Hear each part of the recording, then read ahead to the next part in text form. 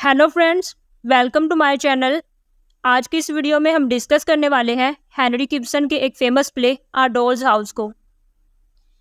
इस वीडियो में हम बात करेंगे आ डॉल्स हाउस की setting, themes, characters, summary and important questions पर।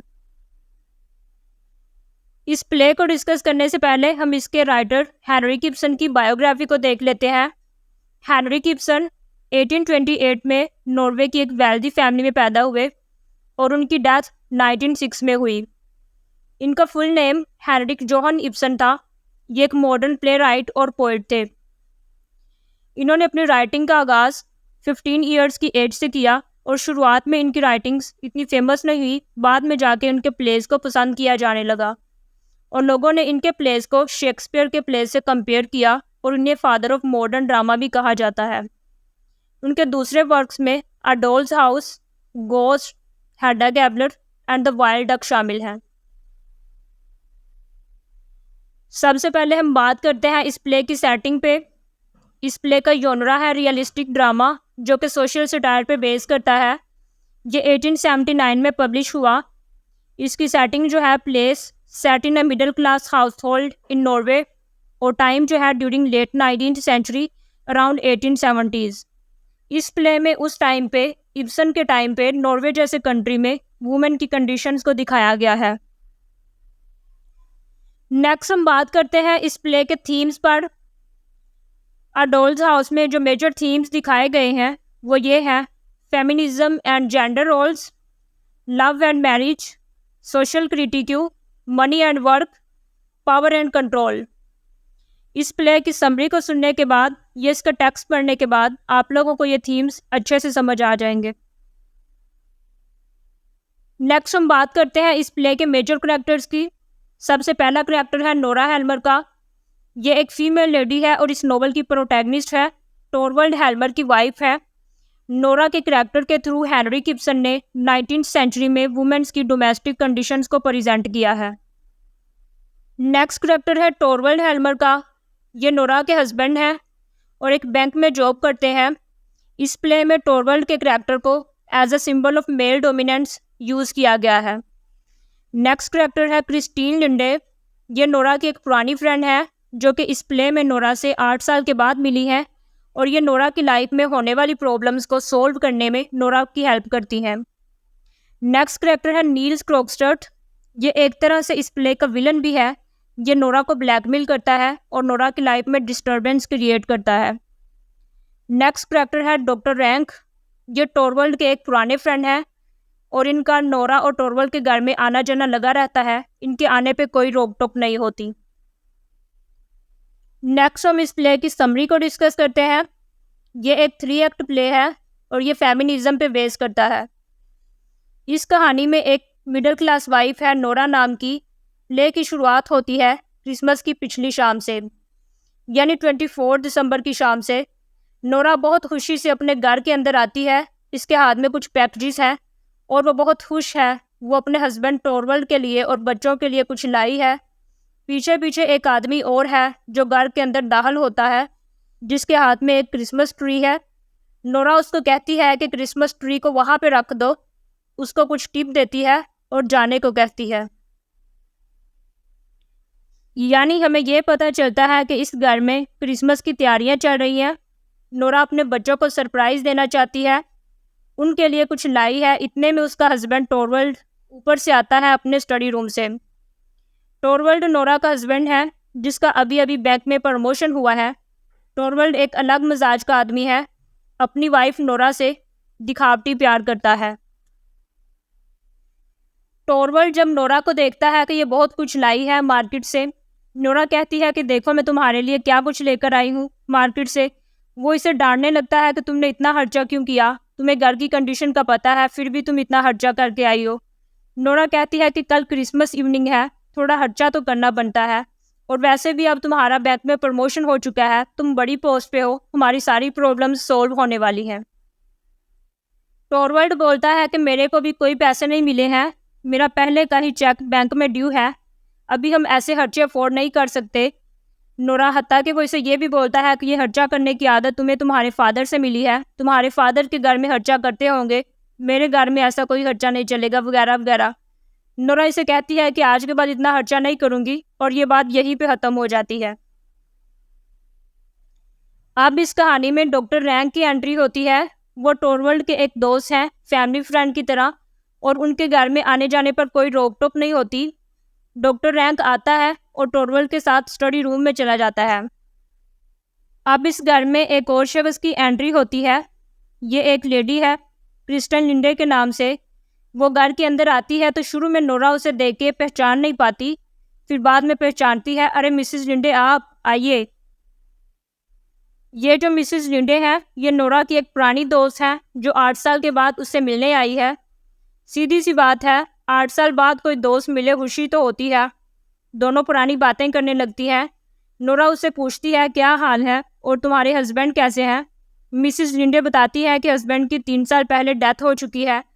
तो नोरा कहती है ये जानकर के बहुत दुख हुआ, उन्होंने कोई जायदाद में पैसे वगैरह तो छोड़ा होगा। तो मिसेस लिंडे बोलती है कुछ भी नहीं छोड़ा, सारी ज़िंदगी स्ट्रगल की अपनी माँ और छोटे भाइयों को पालने के लिए। यहाँ मिसेस लिंडे अपनी मदर और भाइयों की बात कर रही है। उनको पालने के लिए बड़ी मेहनत की। अब जब उनकी माँ गुजर चुकी है और उनके भाई बड़े हो गए हैं, कमाने लायक हो गए हैं, तो ये अब फ्री हो गई है। मिसेस लिंडे नोरा से कहती है कि अब मैं सारी जिम्मेदारियों से फ्री हूँ और अपनी ज़िंदगी जीना चाहती हूँ, मुझे एक जॉब की तलाश है। मिसेस लिंडे नोरा से पूछती है तुम बताओ तुम्हारी ज़िंदगी में क्या चल रहा है। उनके दरमियान पुरानी बातें होने लगती है। लिंडे बोलती है तुम स्कूल के टाइम पे कितना खर्चा किया करती थी। नोरा कहती है कि टोरवल्ड तो अभी भी यही कहता है। नोरा अपने हस्बैंड की प्रमोशन का मिसेस लिंडे को बताती है। मिसेस लिंडे उन्हें मुबारकबाद देती है और कहती है कि तुम्हारा हस्बैंड तो बहुत कमाने वाला है, तुम्हें वो प्रॉब्लम नहीं होगी जो मैंने फेस की है वगैरह वगैरह। नोरा कहती है नहीं, ऐसा नहीं है, जब टोरवल्ड बीमार था तो हमने भी बहुत प्रॉब्लम्स फेस की हैं। टोरवल्ड हार्डवर्क की वजह से बीमार हो गया था। डॉक्टर्स ने कहा था कि ये बेहतर फील करने के लिए तुम्हें साउथ जाना पड़ेगा, इटली जाना पड़ेगा। हमारे पास इतना पैसा नहीं था कि हम इटली चले जाते, कहीं ना कहीं से हमने अरेंज किया। मैंने अपने फादर से पैसे लिए और इसे इटली लेकर गई। वहाँ जाके उसकी हालत ठीक होने लगी। तो ऐसी बात नहीं है कि सिर्फ तुमने ही प्रॉब्लम्स फेस की है, हमने भी बहुत प्रॉब्लम्स फेस की है। मिसेस लिंडे बातों बातों में उसे कहती है कि नोरा, फिर भी तुमने वो सब नहीं देखा जो मैंने देखा है, मैंने फेस किया है। एक्साइटमेंट में नोरा मिसेस लिंडे से कहती है कि ऐसी बात नहीं है, मैंने भी बहुत बुरे बुरे दिन देखे हैं। जब टोरवल्ड बीमार था मैंने पैसे अपने फादर से नहीं लिए थे, कहीं से उधार लिया था, लोन लिया था। उनकी इंस्टॉलमेंट्स कंप्लीट होने वाली हैं। मैंने उसको पे करने के लिए जगह जगह पे जॉब की है, अपने हस्बैंड की जान बचाई है। मिसेस लिंडे, आप ये मत समझिए कि सिर्फ आपने ही ज़िंदगी में बुरे दिन देखे हैं, मैंने भी बहुत बुरे बुरे दिन देखे हैं। और सब कुछ उन्हें बताने लगती है। उनकी बातों के बाद यहाँ क्रॉकस्टर की एंट्री होती है। क्रॉकस्टर कौन है? ये कहानी का विलन है। ये टोरवल्ड के साथ बैंक में काम करता है। ये आता है और टोरवल्ड के पास स्टडी रूम में चला जाता है। मिसिस लिंडे क्रॉकस्टर को देखकर थोड़ा सरप्राइज होती है और जब क्रॉकस्टर चला जाता है तो नोरा से पूछती है कि ये कौन था। तो नोरा उसे बताती है कि ये मेरे हस्बैंड के साथ बैंक में काम करता है। नोरा उसे मज़ीद बताती है कि इसकी वाइफ मर चुकी है और इसके बच्चे हैं, अकेला रहता है वगैरह वगैरह। मिसिस लिंडे बोलती है कि अच्छा, ये पहले से बहुत चेंज हो गया है। नोरा उससे कहती है कि तुम क्रॉकस्टर को पहले से जानती हो। लिंडे कहती है हाँ, कभी जानती थी, अब छोड़ो ये बात। अब वो 3 फ्रेंड स्टडी रूम से निकलते हैं। नोरा टोरवल्ड से कहती है कि ये मिसिस लिंडे मेरी फ्रेंड है, क्या तुम इसे जॉब दिलवा सकते हो। टोरवल्ड कहता है कि मैं कोशिश करूँगा। फिर सब अपने अपने घर चले जाते हैं। नोरा वहाँ अकेली है और मेड उसके बच्चों को लेकर आती है। नोरा अपने बच्चों के साथ खेलने लग जाती है। इतने में वहाँ एक शख्स आ जाता है। वो शख्स कहानी का विलन यानी क्रॉकस्टर था। नोरा उसे देखकर डर जाती है। वो नोरा से कहता है कि मैंने तुमसे बात करनी है। नोरा मेड से कहती है कि बच्चों को ले जाओ। क्रॉकस्टर नोरा से कहता है कि तुम्हारा हस्बैंड टोरवल्ड मेरा बचपन का दोस्त है, उसका मिजाज अब मेरे साथ ठीक नहीं है, वो मेरी नौकरी छीन लेगा, उसे समझाओ। नोरा कहती है मुझे आइडिया नहीं है कोई टोरवल्ड के बैंक के बारे में, मैं कुछ नहीं जानती। क्रॉकस्टर कहता है कि अपने हस्बैंड को समझाओ वरना मैं तुम्हारा सीक्रेट सबको बता दूंगा जो तुमने पूरी दुनिया से छुपा रखा है। क्रॉकस्टर नोरा को ब्लैकमेल करने लगता है कि मेरे पास एविडेंस मौजूद है जो तुमने अपने फादर के फेक सिग्नेचर यूज़ करके लोन ले रखा है। नोरा थोड़ा परेशान हो जाती है और उससे पूछती है कि तुम क्या चाहते हो। वो उसे बताता है कि मैं सिर्फ यही चाहता हूँ कि मेरी जॉब बच जाए, तुम अपने हस्बैंड से बात करो वरना ये लेटर लिख के सबको बता दूंगा। वो उसे धमकी देकर चला जाता है। नोरा यहाँ पर परेशान हो जाती है। इसने ये बात कभी टोरवल्ड को नहीं बताई क्योंकि वो ये नहीं चाहती थी कि टोरवल्ड को फील हो कि नोरा ने उसके लिए इतनी स्ट्रगल की है। वो नहीं चाहती थी कि टोरवल्ड को कुछ पता चले नोरा ने लोन चुकाने के लिए जगह जगह पे जॉब की है। वो उसके गुस्से से डरती थी।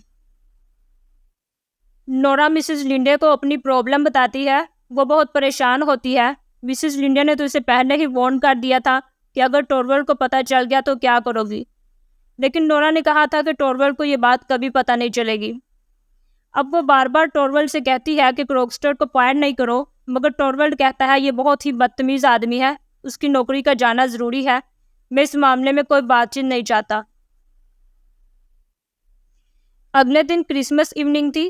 क्रॉकस्टर नोरा से कहता है कि बहुत हो गया है, अब मैंने तुम्हारे हस्बैंड को हाथ लिख दिया है, इसमें तुम्हारे पैसे बोरो करने वाली बात भी बता दी है, और वहाँ से चला जाता है। तो मिसेस लिंडे नोरा के पास आती है। उसने पूछा कि क्रॉकस्टर यहाँ क्यों आया था, क्या हुआ है। नोरा बताती है कि उसने टोरवल्ड को हाथ लिख दिया है और सब कुछ बता दिया है कि पैसे कहाँ से आए थे, सब कुछ। मिसेस लिंडे कहती है कि मैं क्रॉकस्टर से बात करती हूँ, लेकिन नोरा कहती है उसका फ़ायदा नहीं है, अब वो खत लिख चुका है और शाम तक टोरवल्ड के हाथ लग भी जाएगा। मिसेस लिंडे क्रॉकस्टर को समझाने चली जाती है। यहाँ पे एक तरफ पार्टी चल रही है, वहाँ पे मिसेस लिंडे क्रॉकस्टर को समझा रही है और नोरा भी परेशान है कि कहीं वो लेटर टोरवल्ड के हाथ ना लग जाए। मिसेस लिंडे क्रॉकस्टर को समझाने की कोशिश करती है। वो इसे कहती है कि हम दोनों शादी कर लेंगे और फिर मैं भी जॉब करूँगी। वो उससे कहती है कि जब मैं भी जॉब करूँगी तो तुम्हें पैसों का कोई मसला नहीं होगा, तुम ये लेटर टोरवल्ड तक ना जाने दो। वो उसे मैनिपुलेट कर लेती है। क्रॉकस्टर मान जाता है। वो कहता है कि अब तो मैं लेटर लिख चुका हूँ, अब क्या होगा। इंडिया से कहती है कि अब तुम एक और लेटर लिखो, इसमें तुम माफ़ी मांगो कि मैंने तुम्हें जो ब्लैकमेल किया वो गलत था, मैं माफ़ी चाहता हूँ अब। क्रॉकस्टर इसके लिए तैयार हो जाता है और एक और हाथ लिख देता है।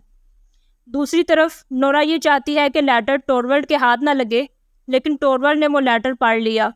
उसके बाद उसने नोरा को बहुत बातें सुनाई, तुम ऐसी हो वैसी हो, तुम मेरे बच्चों को बड़ा करने के लायक नहीं हो, बेवकूफ़ हो, वगैरह वगैरह।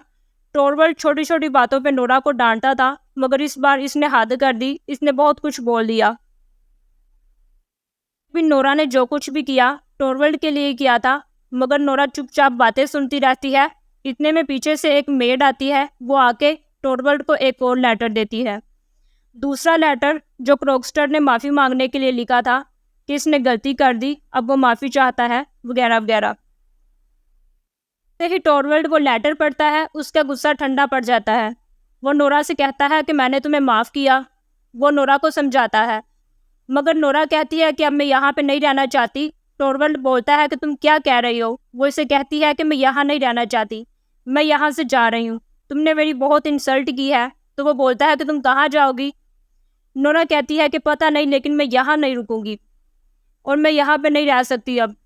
टोरवल्ड बोलता है कि हमारे 3 बच्चे हैं। वो बोलती है तुम ही रखो बच्चे, मैं जा रही हूँ बस। इस कहानी की एंडिंग कुछ इस तरह से होती है कि नोरा अपने हस्बैंड और बच्चों को छोड़कर चली जाती है अपनी ज़िंदगी जीने के लिए, और उसने जाते हुए टोरवल्ड से कहा कि मैं तुम्हारे घर की कोई डॉल नहीं हूँ कि तुम जब चाहे मुझ पर चलाओ, जब चाहे मुझसे सही तरह से बात करो, कुछ भी करो। अब मैं यहाँ पे नहीं रुकूंगी और जा रही हूँ। और वो उसे छोड़कर चली जाती है। तो दोस्तों, ये थी इस प्ले की समरी। आई होप कि आप लोगों को इसकी स्टोरी की समझ आ गई होगी। नेक्स्ट, इस प्ले से रिलेटेड कुछ इंपॉर्टेंट क्वेश्चंस हैं जो कि एग्जाम्स में मोस्टली पूछे जाते हैं। Ibsen as a modern dramatist, father of modern drama, significance of the title, A Doll's House as a modern tragedy, use of symbolism, character analysis of Nora Helmer। I hope कि आप लोगों को इस video से कुछ सीखने को मिला होगा। मिलते हैं नेक्स्ट वीडियो में।